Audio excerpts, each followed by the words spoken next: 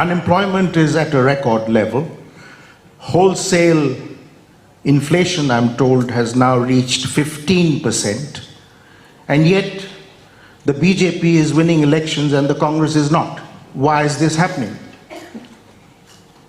Polarization and total dominance of media, right? If you spend 4 or 5 hours looking at Indian television, you'll find you only see Mr. Narendra Modi. The RSS has built a structure that has penetrated into the large mass, right? And the opposition parties and the Congress need to build such a structure, and we need to go much more aggressively to the large mass of people, the 60-70% of people who don't vote for the BJP, and we need to do it together. So how will you do that? Because that's obviously a major challenge. It hasn't happened for 8 years. Through the idea, one of the ideas that we stated in Udaipur, which is the idea of mass participation. Look, we are sitting on a powder keg, right? We are sitting on a India that is primed, right? We have massive level of polarization. We have huge unemployment. We have, as I said, the backbone of employment broken, and we have massive concentration of wealth. We are going to have social problems. They're coming, without any doubt.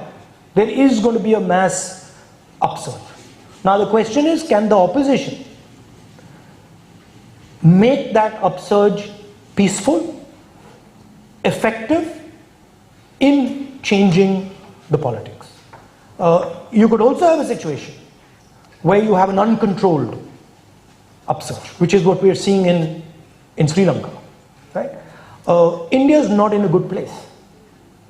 The BJP has spread kerosene all over the country.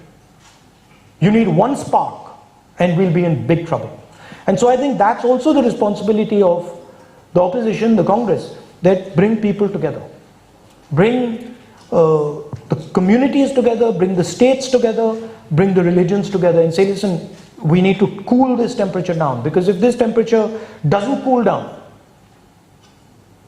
things can go wrong.